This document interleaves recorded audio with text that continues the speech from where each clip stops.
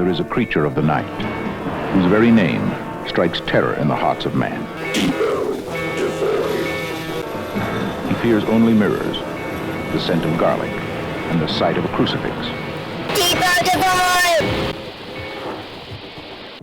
He feeds upon human blood. Only sunlight or a stake driven through his heart can destroy him or those whose blood he drinks. Children of the night, shut up! I'd like to apologize to everyone in the world for this movie, even though I didn't make it. This movie was amazing. This It movie was it Zorro. may be amazing. It was Zorro, the gay blade, plays Count Dracula. And frequently sounds a bit Spanish. For reasons. It's yeah. Okay, so we actually I think, are you the one who first mentioned Zorro the Gay Blade? Of course, it's an amazing film. And oh yeah, I mean, I saw that back in high school. Actually, I saw that before high school when it aired on television at some point, and that's how I saw it then too. I think the last time I had seen Zorro the Gay Blade was probably in high school, on VHS. And I thought, oh, I thought we should do something terrible. And so I thought Zorro the Gay Blade would be a great choice. But that doesn't really appear to be streaming for free and without commercials anywhere. And I certainly wasn't going to pay extra money to watch Zorro the Gay Blade and not own it. So I may have to invest in the DVD at some point in the future. I've got a copy. But you know what was easy to find streaming? Was Love at First Bite. When I found it on YouTube, I didn't follow whatever link you sent me. I ended up watching it on Creature Features. I actually almost mentioned specifically that could happen and to avoid that if you wanted to, because the link that I sent you was to a regular version without interruptions by people in makeup. Yeah. It was oddly entertaining. Not that it added anything. I don't think it added anything better, but it was really just so fully in the vein of what I was watching. I felt okay with it because it was like watching Buford's Beach Bunnies on USA all night. Okay, yeah. There was I'm trying to remember, there was something that predated that we used to get. I'm sure it was probably airing on KPTV 12 out of Portland that we used to get when I was a kid in Coos Bay, that I would watch with Aunt Patty on Saturdays. I can't remember what the programming block was called, but I saw a lot of terrible movies on there, like Voodoo Island. All the fun ones. I still frequent remember costumed interruptions.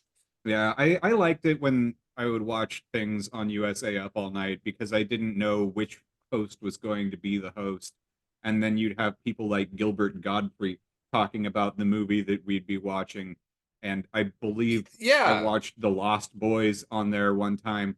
And during one of the commercial breaks, he's like, and this movie is starring Kiefer Sutherland, which is, if you didn't know, Kiefer is Irish for, gee, I wish I was as cool as my dad, Donald. Worthless jokes. Nice. Absolutely worthless, but better than anything in this movie. Up All Night is definitely the first place that I saw. Do you remember Lust in the Dust? I don't think I've seen that. It's a comedy western starring Divine, Tab Hunter, and Lainey Kazan. One of those like two warring women turn out to each have half of a treasure map tattooed on their ass kind of situations. Oh, that's always fun. You know, like you get in the Old West. Yeah, it's pretty grand. It's one of the few like big Divine features that was not a John Waters movie, and it's definitely worth checking out at some point. Well, I mean, that was a good one. It's entertaining because there are so many stories about having some map somewhere and the other person's got the other half and it's completely useless otherwise. However, to add the extra factor of it's on your butts, so you got to have a third person and you got to be comfortable enough to both drop trow. I mean, it's basically either Lust in the Dust or Tenacious D in the Pick of Destiny. Like those are the two main versions of that story. Well, I mean, Tenacious D and the Pick of Destiny is truly fantastic. I only watched it once, but I do love those sons of bitches. And the tribute to the greatest song in the world is one of my top tens. Yeah. And it's a pretty solidly funny movie. It's stupid, really, really stupid. But definitely worth checking out. I showed it to Bill a while back and he was a fan. But we are not talking about a movie that good. So we landed on Love at First Bite, which is a 1979 I guess you'd call it a horror comedy. I'm not sure that it lives up to either reputation in a meaningful way. Um, But it is a hey, movie. the damsel in distress was totally jacked. I the, um I found this movie less enjoyable than I thought I was going to. And I actually it's an okay cast. I mean, you got George Hamilton as Dracula, which I mean that makes sense. Um, you got Susan St. James as the reincarnated Mina Harker for this century, which is fine. She's a perfectly capable actress. You've got Richard Benjamin, um, Who's who a I very always bad like because doctor. he's the dad from Saturday the 14th, so I always kind of like him just because I like Saturday the 14th, which is another movie that is better than this. I haven't seen it Um, since I was 8 years old. we should do that sometime. It's not like a it's not a great movie, but Saturday the 14th is one of those movies that is impossible to separate from the nostalgia of it because it's like it's the first horror comedy I ever saw as a kid. I was probably 7. Um, We're and it getting was to. Oh, sorry. no, I just it was at a point where I was so young that the horror part of Saturday the 14th, which was obviously as an adult not horror, was still functional as horror tropes in addition to being comedy. So I was both scared and amused, which is something that is difficult to accomplish on an adult. So I love Saturday the 14th because of that. And so Richard Benjamin carries a certain goodwill when he walks into this movie, as ridiculous as he and it both are. I'm starting to recognize a bit of a trend here when we're dealing with a movie that we watched that really is total shit. Because we really end up just talking about other movies. That could very well be a direct relationship to the quality of the movie, indeed.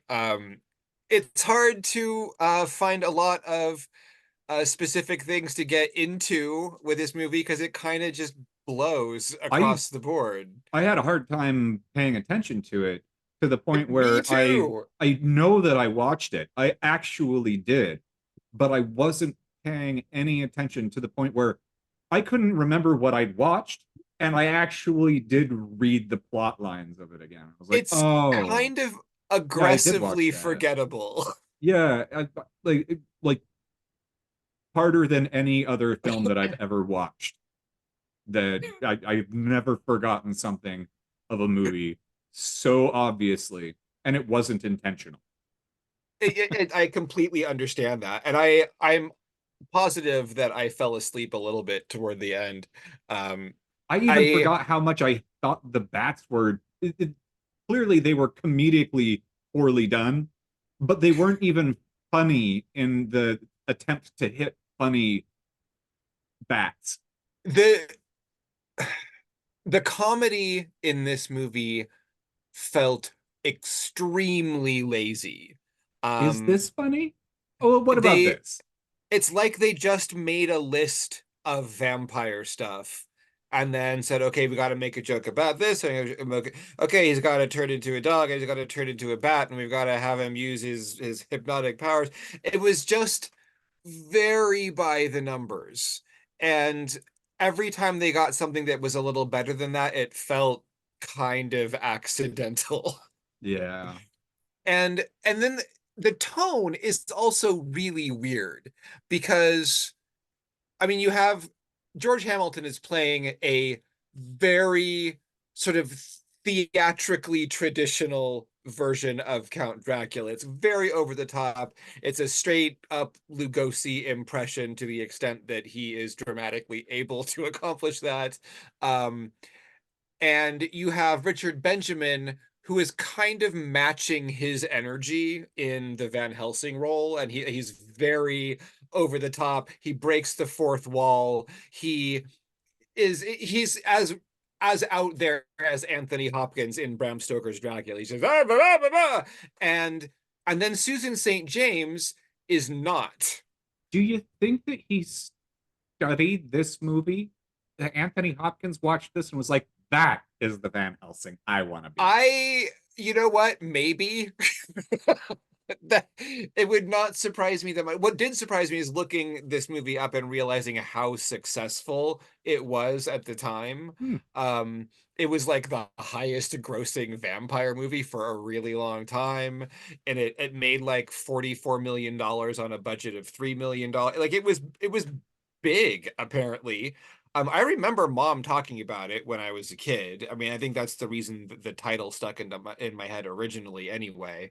Um, but it is like I don't know if it just hasn't aged well or if for a lot of people this was the first time they saw a bunch of vampire jokes, so it seemed fresh to them. Um, but it is hard to look at this now and understand why it was successful. I would sadly say that Once Bitten is probably better than this. It is at least a little bit more creative, you know? I'm not it's been a long time, so I don't know if I want to go out on a limb and say it's actually better, but it very well could be.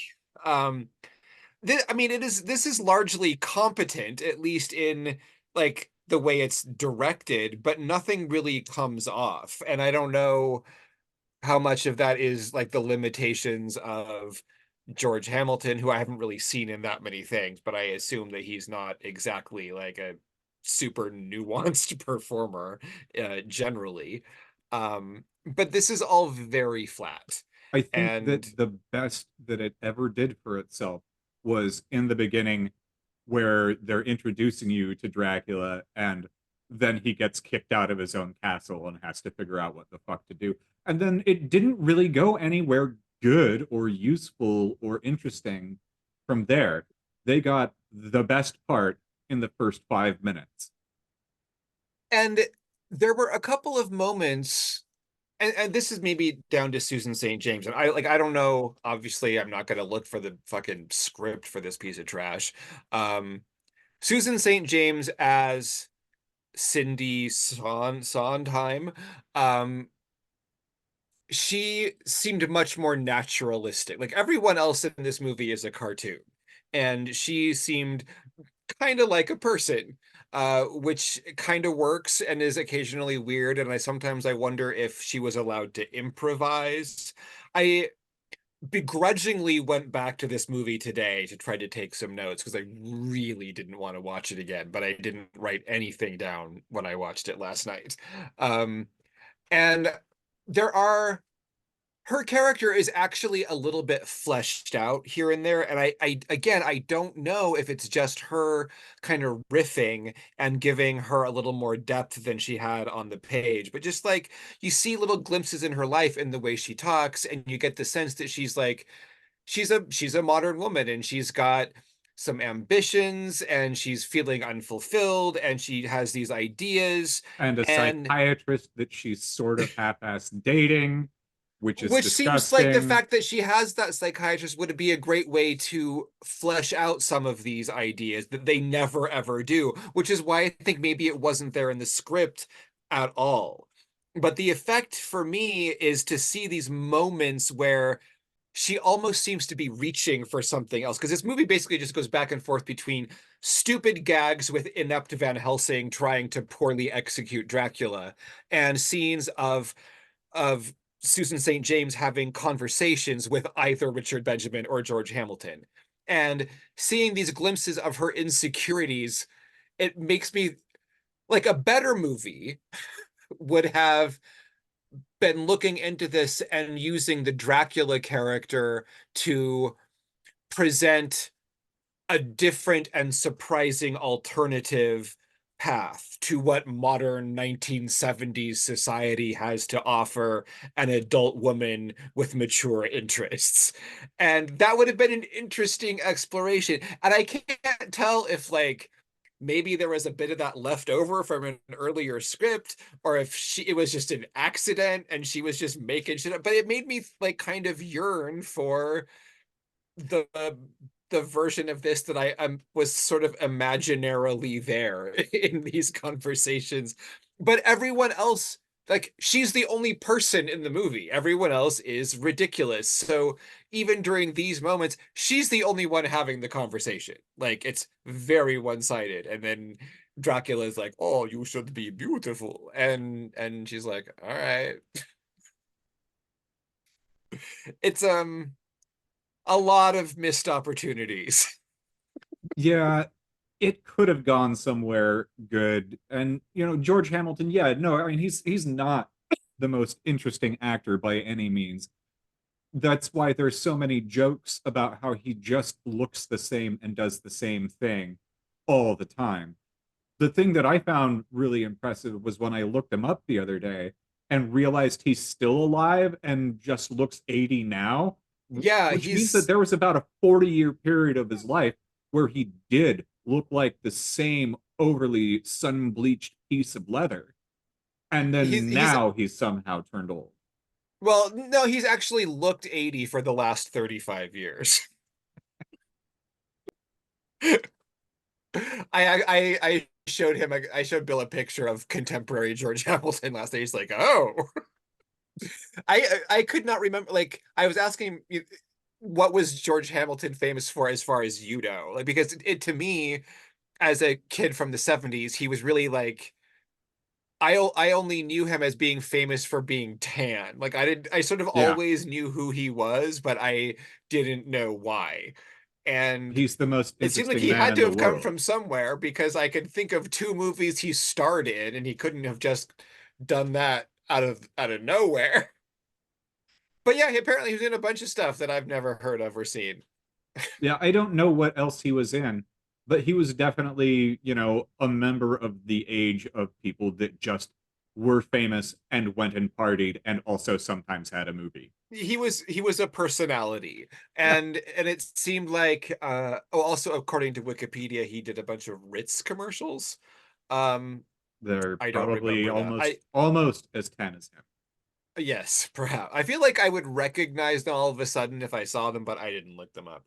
I did notice that there were a couple of comments because he had a long list of credits of movies that I just did not recognize at all.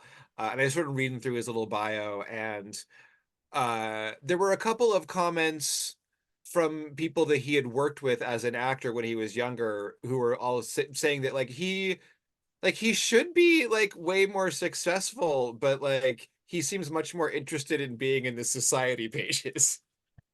So it was just a thing. Like the opportunities were there, but he was more interested in being George Hamilton than he was in like being a successful actor. Well, he I was guess it living his life. worked. Yeah, And I mean, he succeeded at doing that, as yeah, far as I can tell. yeah, he's not dead yet. Ugh. And he still But has a great smile. and he is very tan. Yes. Very, very tan. I mean, how can He you not looks have like a cancer with saddle. how tan he's been? I should have known that picture that was on Wikipedia. And he's like, wow, how does he not have cancer? I could have zoomed in. I'm like, are you sure he doesn't? Because he's pretty spotty. Yeah, he's 80 something now, Matt. 80 people's is all spots. Well, that's what I mean. It's just I'm not sure that he isn't cancerous, is what I'm saying. Like they may just be non-cancer spots, but he is brown all over. He has been for a long ass time. And somehow when you said that, my brain said, what's black and white and red all over? Not George Hamilton. No. Not at all. So yeah, this is there's a lot of jokes that don't work. None of them are really memorable. No, the sort of the dueling hypnosis bit in the restaurant, we have a scene where among a number of corny gags, they break out the Dracula has the ability to hypnotize with his gaze, but Van Helsing does kind of the same thing to Dracula, and they basically have like a wizard battle with hypnosis. That the lady Which Cindy is is not at all interested in. No, and she just fucks off out of there. Which is good. It almost works like as a bit of comedy, but like everything, the pacing is terrible, and it doesn't really quite land. It has the potential, but it doesn't really go anywhere. Sort of like then when Richard Benjamin goes to the cops, to tell them about the vampire. Before he does that, he charms the police into letting this juvenile delinquent go, and it's actually one of the kids that we saw Dracula get into it with on the street when he first arrives in town. But he charms them into letting this kid go using his soft spoken voice and his credentials there, and the police are like, oh fuck, this guy is here to report a vampire. And there's this nice little bit where like he realizes the huge mistake that he's made in trusting this man who he's never fucking met before. It Just just claimed like, to be a doctor. Yeah, it very much felt in that moment that it was trying to be Airplane and couldn't. I don't think they knew what kind of comedy they wanted to be. There's no real consistency to anything. Yeah, and then well, like Richard Benjamin, he does all these stupid things, like with using the Star of David instead of the cross and using the silver bullets, a bunch of dumb shit. And then he sets the coffin on fire with Dracula in it, which is like suddenly it's almost like suddenly there's real stakes. It's like, oh, suddenly it's like a real thing is happening. Oh, hello. It was all very, and he does it while wearing a little bow tie and a funny jacket and short pants. Yeah. At least he threw away the fez. Yeah. I don't know. I don't know how you would have I mean, the cast wasn't, all amazing or anything, but it was a decent cast. And they clearly weren't had the incompetent money. people. Yeah, they clearly had the money. They made good sets. They had decent locations. They had everything there except good script and good execution. I was talking about it with Bill last night, and I did not prepare like my own answer for this, but I don't know if there is one. But like, would it be possible? Like, could you take this exact same script with better people and make a movie that worked? Like, is that a thing that is possible? And it probably isn't.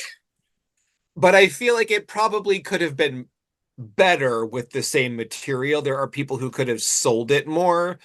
It still would not have been good because everything feels very first drafty, and the things that work a little better than that seem almost like they worked by accident and not because they were crafted well. Yeah. It's almost as though they thought vampire comedy was enough, like as a concept, without putting any thought into it. So was that really such a novel idea in 1979? Did people really not know that silver bullets are for werewolves in 1979? Like the Hey, look at Blade, man. I'm trying to figure out like how, as an audience member, how stupid am I supposed to think that Richard Benjamin is? Because in my world, a person who could think that silver bullets are for vampires is incomprehensibly stupid. Hey, again, Blade. But hey, some motherfucker's always trying to ice skate uphill. I mean, I know vampires don't like silver. Like, it's not their fave. But this is I felt like even in 1979 that joke didn't work that well. No, it worked very poorly, like everything else about this movie. It's Which yeah. brings me to my very important question, Matt. What is Yeah. this movie actually about? Well, see, here's the thing: is that the subtext is really hard to read because I feel like some stuff is a lot of subtext gets lost in the obvious vampire comedy.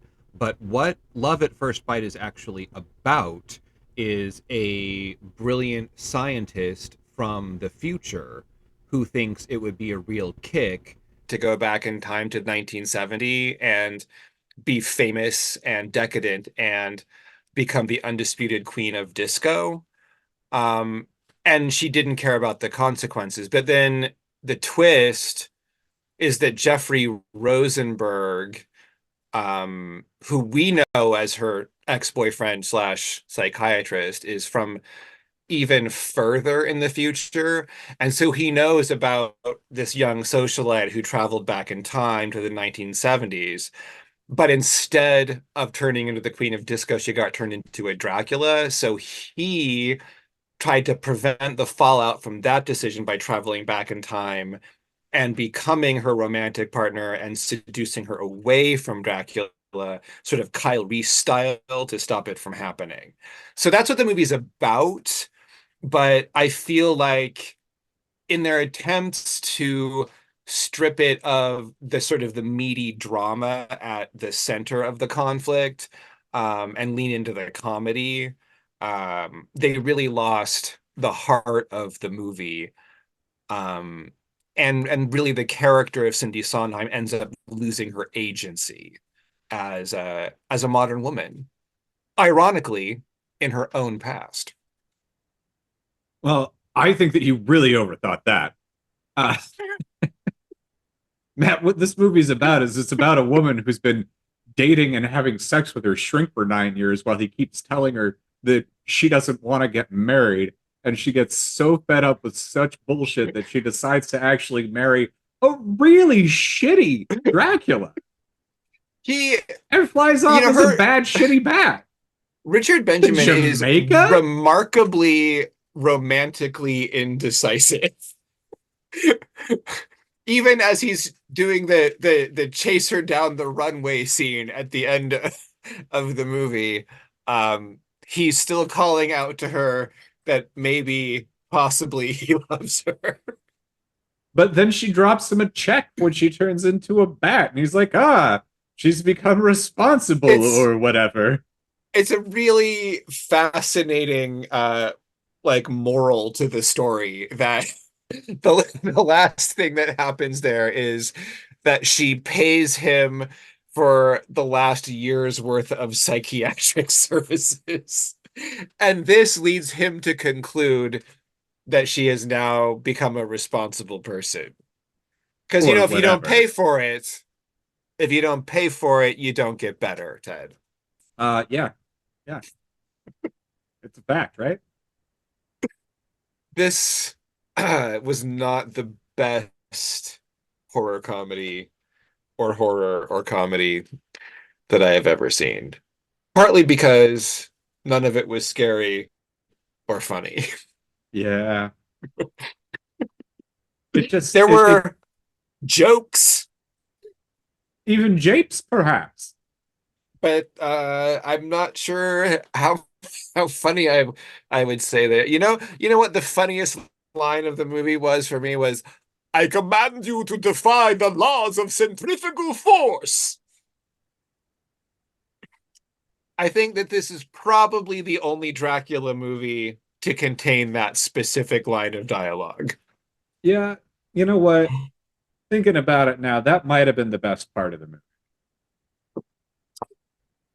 It That's was sad.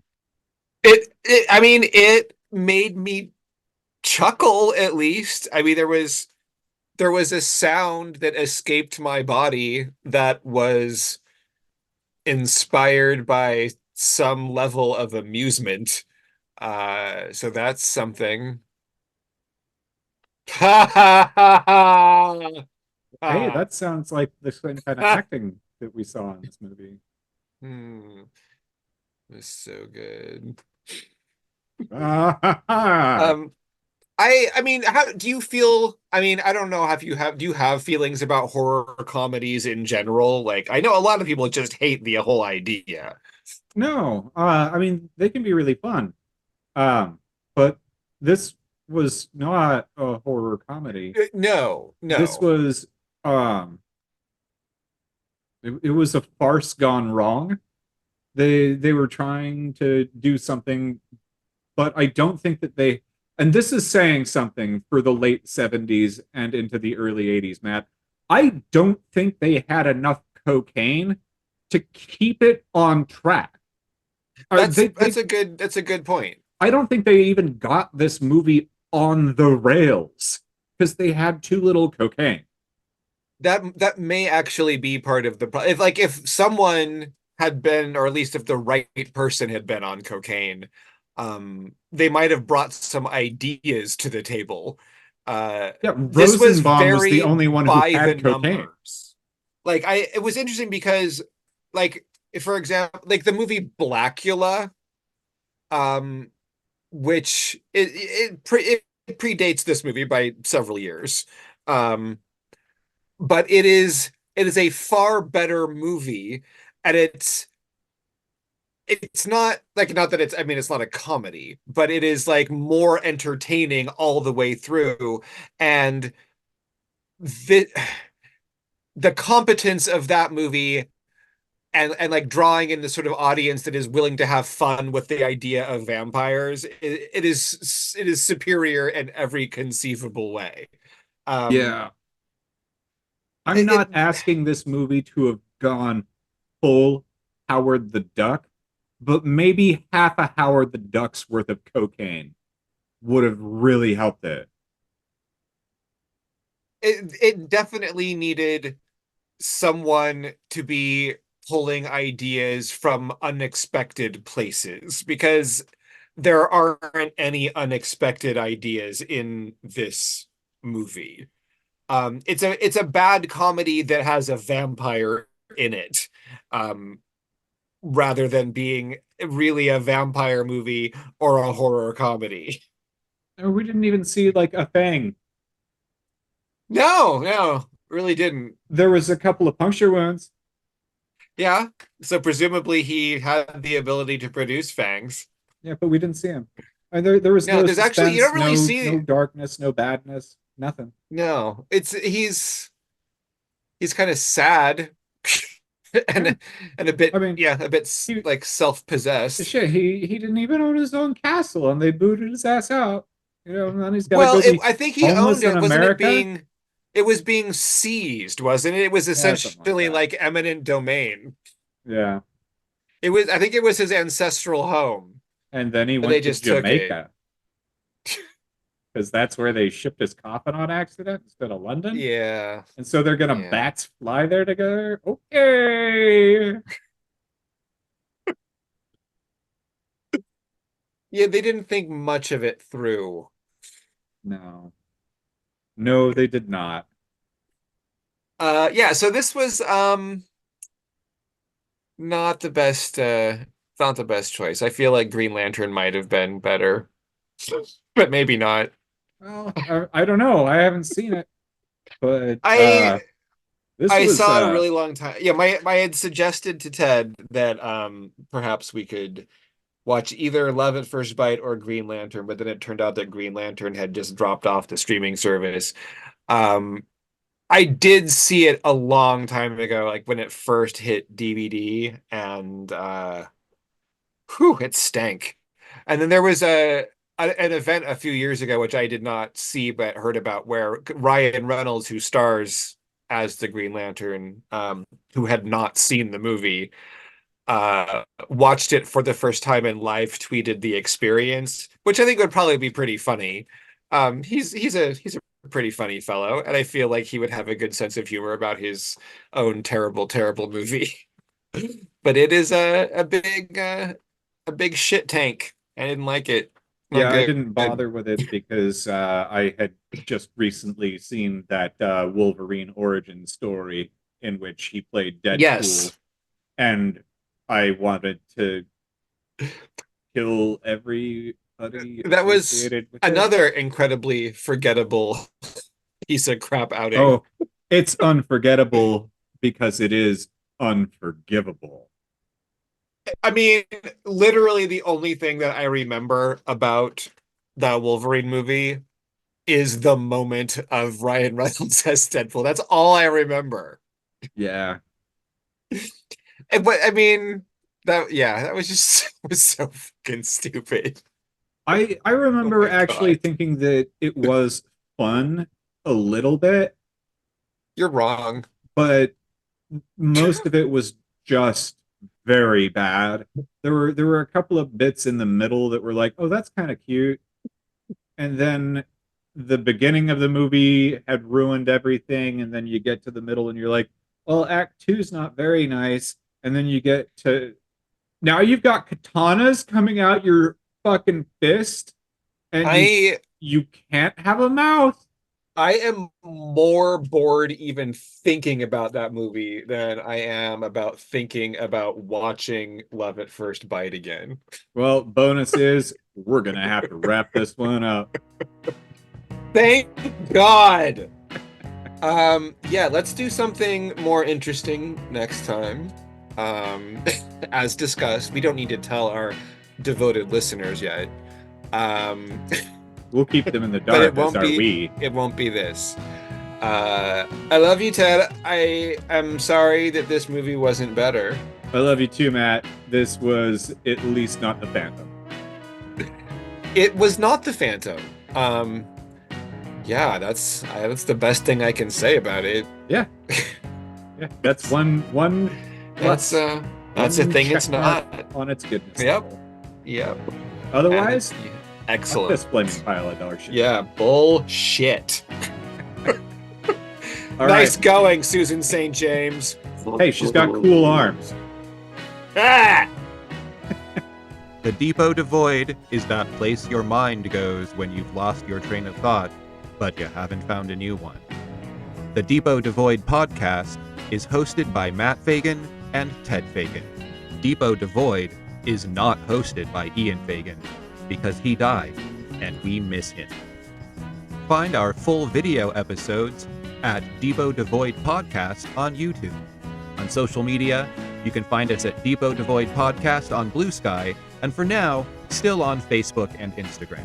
Or you can email us at depotdevoidpodcast@gmail.com. And of course, you can listen to the show on all of your favorite podcast platforms.